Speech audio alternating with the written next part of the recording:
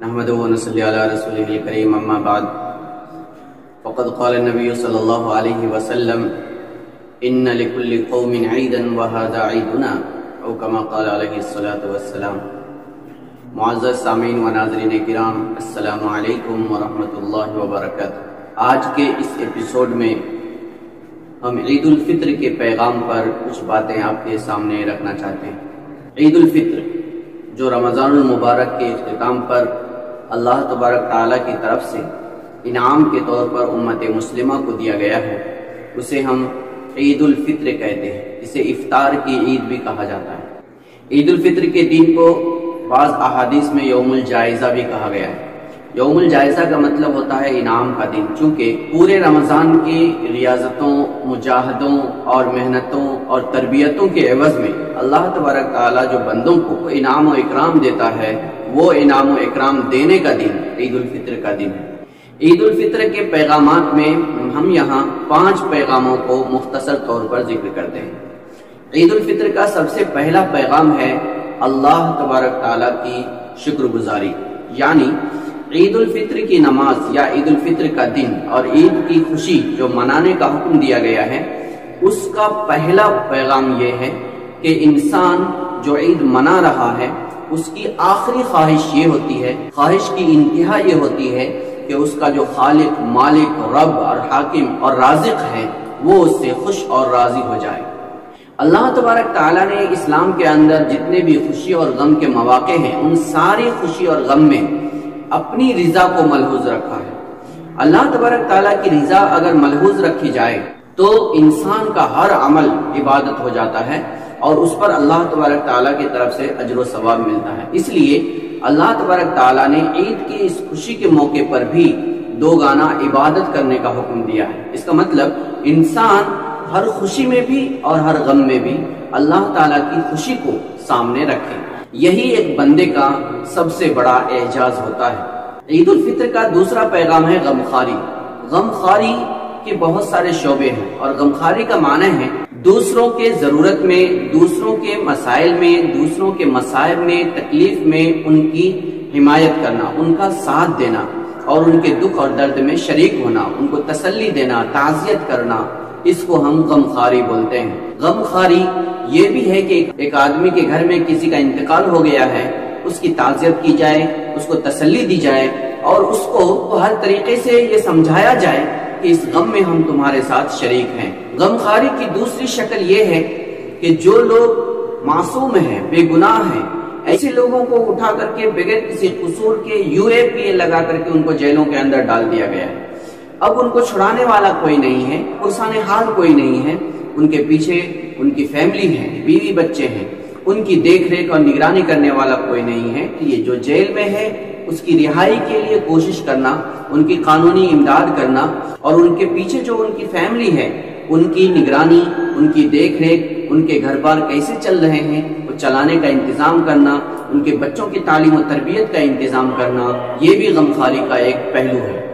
تیسری صورت غمخواری کی وہ ہے جس کو عید الفطر کے مقاصد میں رسول اللہ صلی اللہ علیہ وسلم نے بیان فرمایا۔ رسول اللہ صلی اللہ علیہ وسلم نے صدقہ فطر کو واجب قرار دیا ہے تاکہ روزے داروں کے لہو و لعب سے طہارت ہو جائے، پاکیزگی ہو جائے اور جو غربا اور فقراء ہے ان کے لیے کھانے پینے کا انتظام ہو جائے۔ اس کے لیے عید الفطر کے دن صدقہ فطر ادا کرنے کا حکم دیا ہے۔ رسول اللہ صلی اللہ علیہ وسلم نے اس کو واجب قرار دیا ہے۔ یہ بھی ایک غمخواری کی صورت ہے۔ جب آج امیر لوگ، دولت مند لوگ، اہل ثروت لوگ عید کی خوشیاں منا رہے ہیں، ان کے گھر میں اچھے کپڑے، اچھا کھانا، عمدہ طریقے کے انتظامات ہیں، ایسے وقت میں جو غریب لوگ ہیں، ضرورت مند لوگ ہیں، مزدور طبقہ لوگ ہیں، ملازم پیشہ لوگ ہیں جن کا گھر چلنا بہت مشکل ہوتا ہے، لاک ڈاؤن کے اندر خاص طور سے جن کی نوکریاں ختم ہو گئی ہے، جن کے گھر چلانے کے لیے کوئی انتظام نہیں ہے، ایسے لوگوں کے گھروں کے اندر بھی عید عام لوگوں کی طرح، اچھے لوگوں کی طرح ہو جائے اور وہ بھی خوشیوں کے اندر شریک ہو۔ یہ دوسرا پیغام ہے عید الفطر کا۔ عید الفطر کے 2 بنیادی پیغام سے پہلا ہے خدا تعالیٰ کی عبادت اور دوسرا پیغام ہے خدمت خلق، یعنی اللہ کی مخلوق کی خدمت کرنا۔ اس کی بہت ساری شاخیں، بہت سارے شعبے، بہت ساری شکلیں ہو سکتی ہیں۔ عید الفطر کا تیسرا پیغام ہے تہذیبی امتیاز۔ تہذیبی امتیاز کا مطلب ہے اسلام ایک الگ نظام الحیات کا نام ہے، اس کا دستور، اصول، تہذیب اور کلچر اور رسم و رواج پورے منفرد ہے، الگ ہے، اور یہ انسانی فطرت سے ہم آہنگ ہے۔ تو جب ہم عید مناتے ہیں، جب ہم خوشیاں مناتے ہیں، جب ہم غم کرتے ہیں، کسی بھی صورت میں اسلامی تہذیب اور کلچر کیا ہے اسی کے حساب سے کرنا ہے۔ اگر اس کے خلاف ہم کرتے ہیں تو صحیح معنی میں ہم مسلمان نہیں اور اسلامی تہذیب ہمارے اندر نہیں۔ اسی لیے رسول اللہ صلی اللہ علیہ وسلم نے ایک حدیث میں فرمایا تھا لِكُلِّ قَوْمٍ عِيدًا، ہر قوم کی عید ہے، وَهَذَا عِيدُنَا، اور یہ ہماری عید ہے۔ جب آپ مکہ سے مدینہ تشریف لے گئے تھے تو وہاں کے لوگ 2 دن طے کر کے رکھے تھے جس میں وہ کھیل کود، لہو و لعب اور کھیل تماشے کرتے تھے۔ حضور صلی اللہ علیہ وسلم نے پوچھا تو انہوں نے کہا تھا کہ یہ ہمارے جاہلیت کے زمانے سے چلے آ رہے ہیں اور ہم اس دن میں خوشیاں مناتے ہیں، کھیل کود کرتے ہیں۔ تو آپ صلی اللہ علیہ وسلم نے فرمایا تھا ان دونوں کے بدلے میں اللہ تعالیٰ نے تمہیں 2 اہم اس سے بہتر دن عطا کیے ہیں، اور وہ ہے یوم الاضحیٰ اور یوم الفطر۔ تو ہماری جو عید ہے، جو ہماری یوم الفطر ہے، اس کا ایک پیغام یہ ہے کہ ہم جب خوشی منا رہے ہیں تو ہماری خوشی ایک دم منفرد طریقے کا۔ منفرد طریقے کا مطلب یہ نہیں ہے کہ ہم انسانیت سے کر کے ہٹ کر کے دوسرا کوئی کام کرتے ہیں، بلکہ اس کا مطلب یہ ہے کہ اس میں تجزیہ اوقات نہ ہو، تجزیہ اموال نہ ہو، اس کے اندر بے راہ روی نہ ہو، آزادانہ انسانی خواہشات کی تکمیل نہ ہو، بلکہ اسلام کے دائرے میں رہ کر، انسانیت کی حدود میں رہ کر انسان اپنی خوشی کا اظہار کرے۔ اسی لیے اسلامی عید اور تہوار کے اندر مال کو ضائع کرنا، اڑانا، پٹاخے پھوڑنا، مال کو لٹانا، شراب نوشی کرنا، عیاشی کرنا، یہ ساری چیزیں اسلام کے خلاف ہے، اسلام میں حرام ہے۔ اسلام میں عید کا مطلب ہوتا ہے ہم اپنے کھانے پینے، پہننے، اوڑھنے، رہنے سہنے کا انتظام اچھا کرنا، اور اس میں ہم کو خوشی محسوس ہونا چاہیے۔ اسی طریقے سے جس طرح ہم خوشی محسوس کر رہے ہیں ایسے ہی دوسرے لوگوں کی خوشی کا بھی ہم انتظام کریں۔ یہ اسلامی تہذیب کی عید ہے۔ اگر ہم ایسا کرتے ہیں تو ہی ہماری صحیح عید ہے۔ اس خوشی کے اندر ہم دوسرے لوگوں کو، مسلموں کو، غیر مسلموں کو، پڑوسیوں کو، رشتہ داروں کو، جتنے بھی مسلمان ہیں وہ سارے لوگوں کی خوشیوں کا ہم اہتمام کریں، ہم انتظام کریں اور ہم رعایت کریں۔ یہ ہے عید الفطر کا تیسرا پیغام۔ عید الفطر کا چوتھا پیغام ہے ضبط اور کنٹرول کا سبق۔ ضبط و کنٹرول کا مطلب ہے صبر اور تحمل، یعنی جب ہم پورے 30 دن اللہ تبارک تعالیٰ نے جو ہمیں ایک تربیت دی ہے، یہ پورے 30 دن کی کڑی تربیت کے بعد ہمارے اندر ایسا داعیہ اور جذبہ پیدا ہو جاتا ہے، اتنی طاقت اور صلاحیت پیدا ہو جاتی ہے کہ ہر اسلامی حکم کے اوپر، اللہ اور رسول کی ہدایت کے اوپر انسان ہر وقت مر مٹنے کے لیے تیار ہوتا ہے، ہر وقت لبیک کہنے کے لیے تیار ہوتا ہے۔ اس کا مطلب یہ ہے کہ حالات مختلف ہو سکتے ہیں، جان مال، عزت و آبرو، گھر بار، کھیتی باڑی، ساری چیزوں کے اندر نقصان ہو سکتا ہے۔ ان نقصانوں کے باوجود بہت ساری آزمائشیں آ سکتی ہے، مصیبتیں آ سکتی ہیں، پریشانیاں آ سکتی ہے۔ اس وقت جو کورونا کی وبا پھیلی ہوئی ہے پورے ملک کے اندر، ایسی وبا کے اندر بھی صبر اور تحمل کے ساتھ، استقامت کے ساتھ، مضبوط ارادے کے ساتھ جیسے ہم نے تربیت حاصل کی ہے، ایسا پورے سال ہماری زندگی گزرے۔ یہ عید الفطر کا ایک پیغام ہے۔ عید الفطر کے چوتھے پیغام کے اندر ہم لوگ اس وقت جو کورونا کی وبا سے متاثر ہیں، بہت سارے لوگ مر رہے ہیں، بہت سارے لوگ بیمار ہیں، بہت سارے لوگ ایسے ہیں جن کو دفنانے کفنانے کے لیے کوئی تیار نہیں ہے۔